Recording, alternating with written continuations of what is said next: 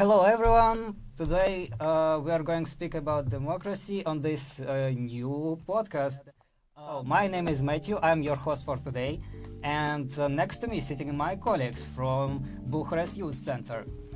Yes, hello, my name is Ilinca, I'm 18 years old. I'm a volunteer at the youth center here in Bucharest, so I'm part of the FNT community.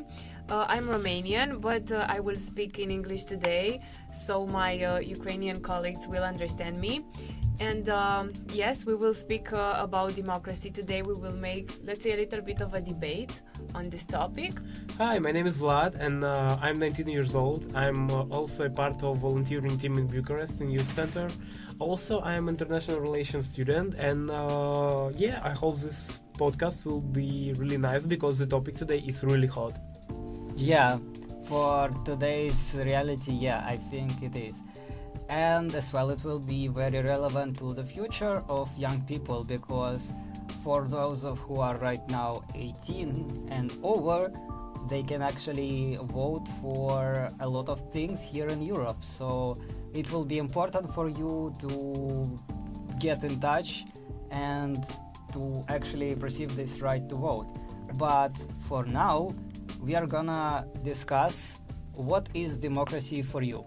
Okay, so I think in order to understand this concept of democracy, which is a pretty complex one, we have to look a little bit at the word itself and at its origins.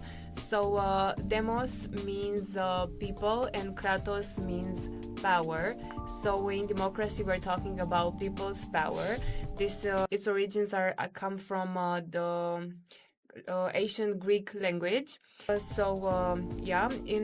this political regime, the people have a voice that is actually heard and that is taken into consideration. This is my opinion. Yeah. In my opinion, democracy also means that you don't only have the right to speech and freedom of expressing yourself.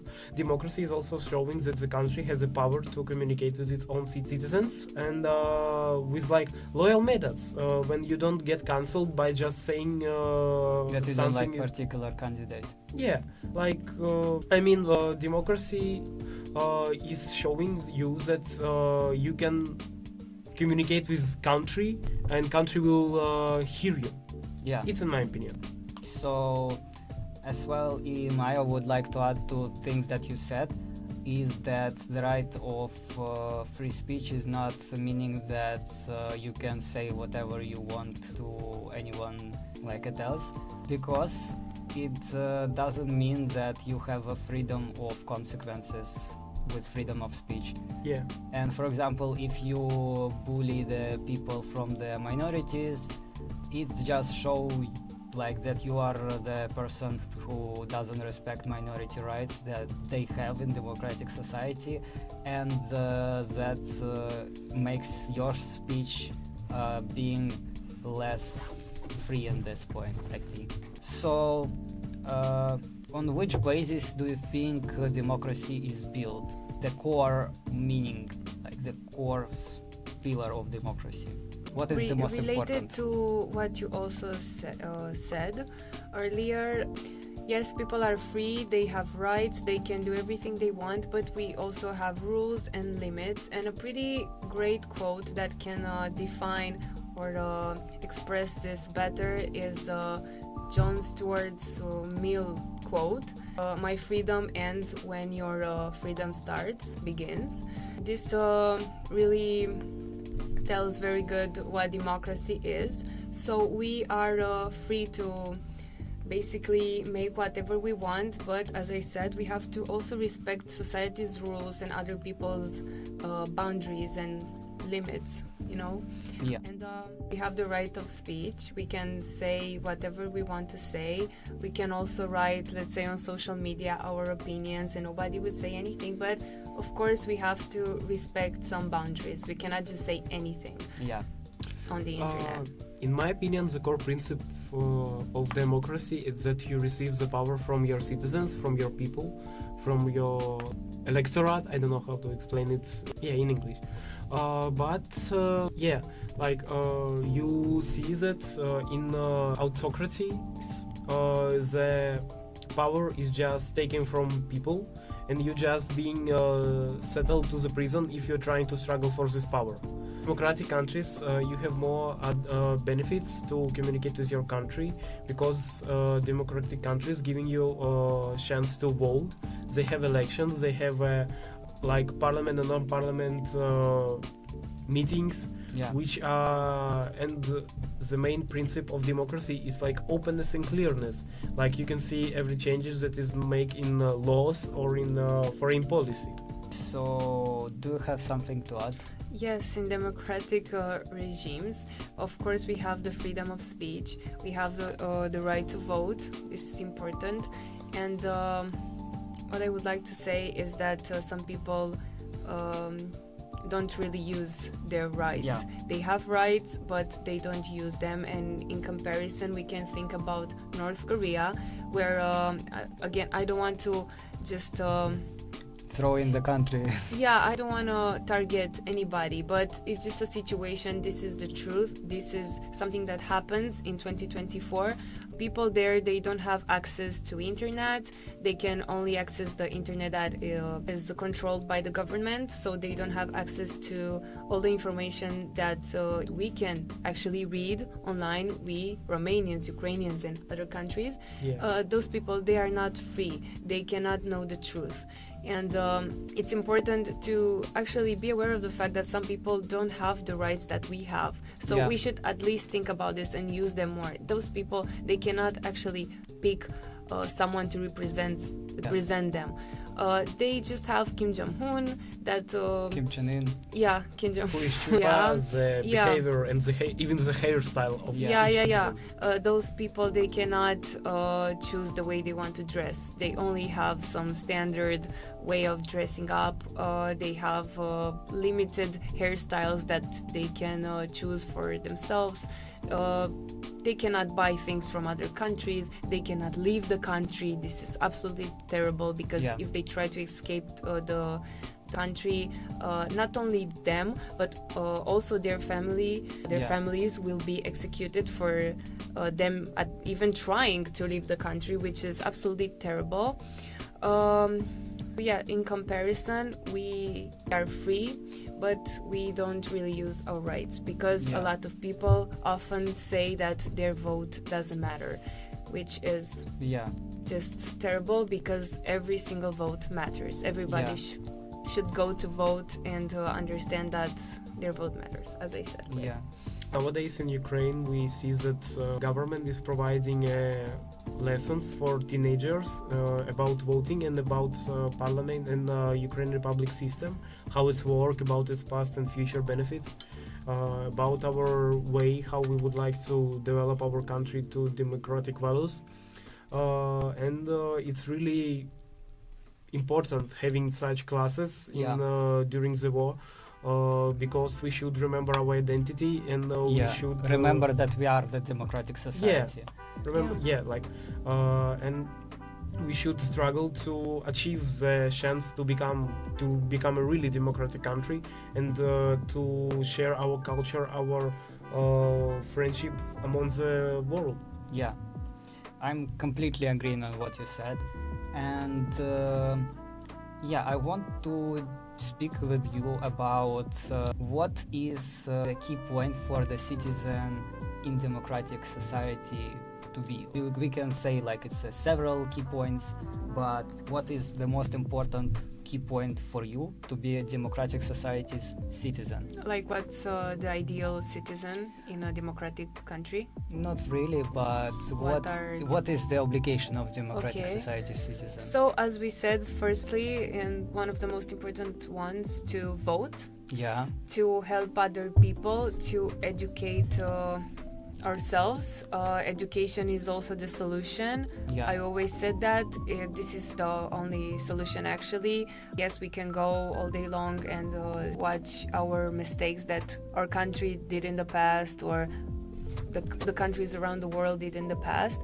We should learn from our history and try to change things in the future. So this is what we should try to do. with education. We should promote educational programs, even this sort of podcasts for critical youth. Systems, Yes. Critical thinking systems. We should raise awareness basically, and we should inspire people in general to believe in their own power, because this is something that communism did in Romania and also on other also in Ukraine and other countries. These regimes made people believe that they have no power at all, which was kind of true in that period of time, because people didn't have any rights to say anything, they didn't have opinions. But right now we are so lucky to live in a democratic regime, and we can change the world if we want, if we just gather together and just try to help each other, to educate each other, to inspire each other and stuff like that. We can change the world if we believe in our ideas. And the first step is always coming for us. From inside basically.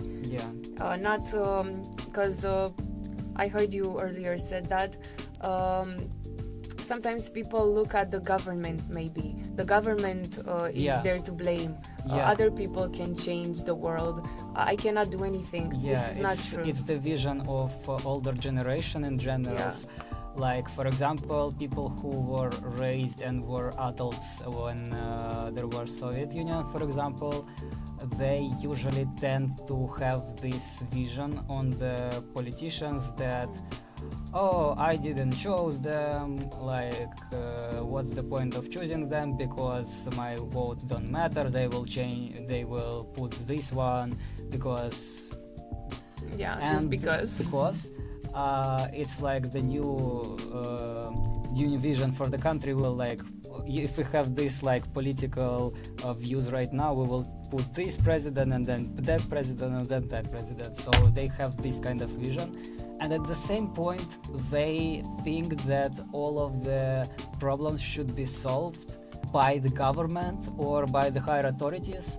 For example, in Ukraine, this is a common situation where, for example, old person in the blockhouse struggle with water leakage from the pipes or like leaking rooftop.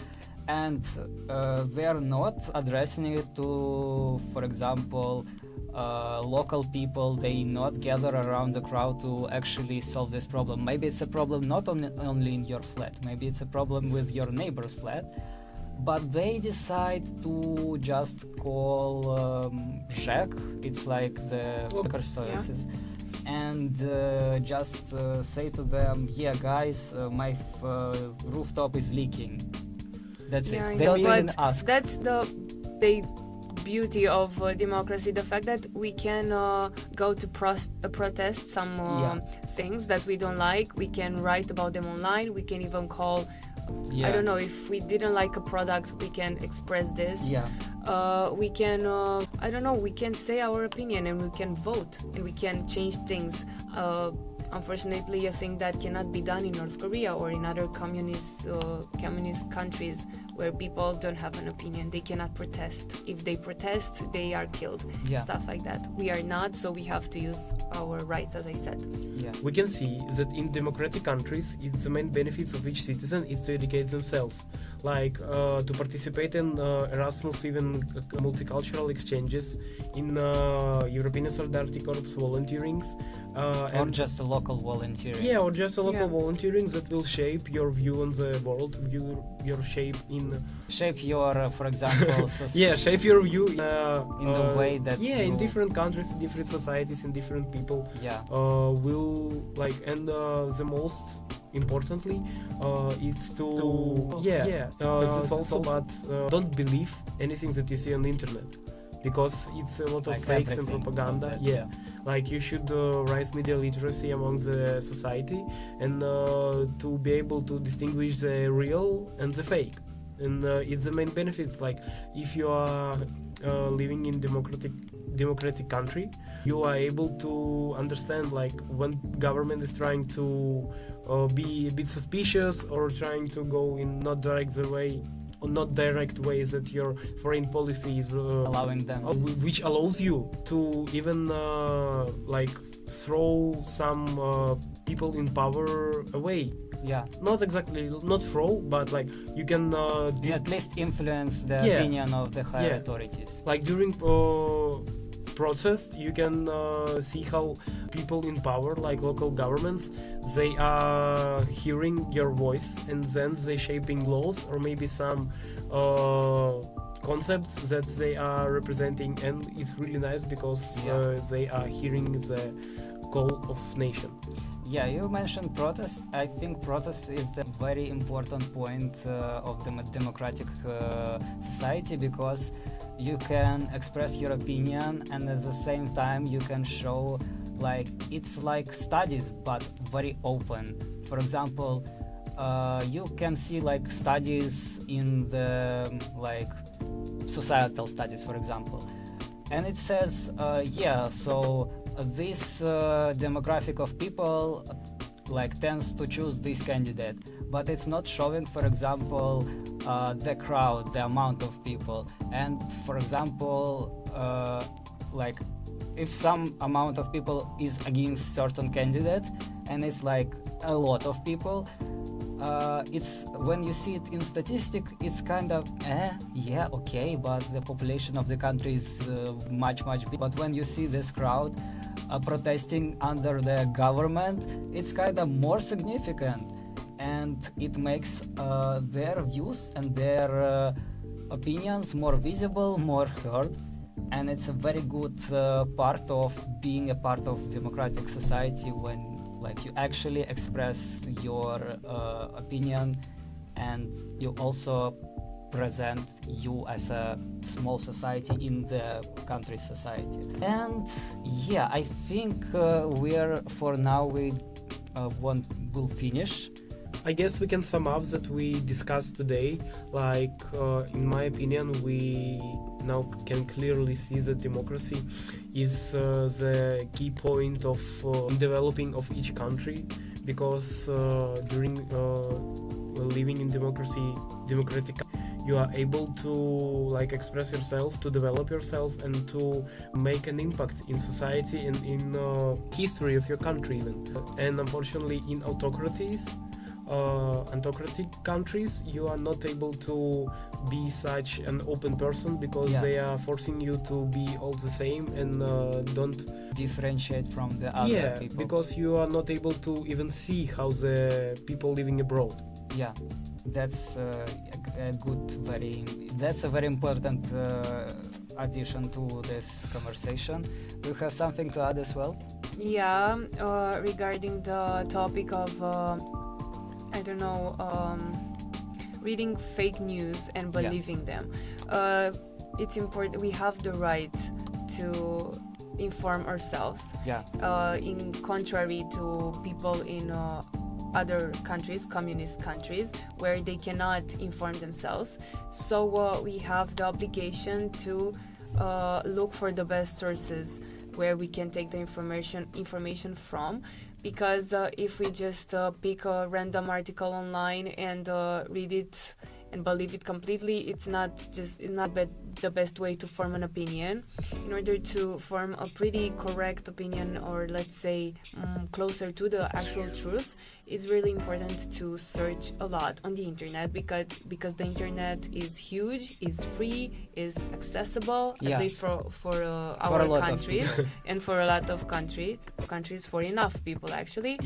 And we have to inform ourselves. This is also our obligation, because as I said, if we have the right to vote, we have to also inform ourselves about the people that we vote.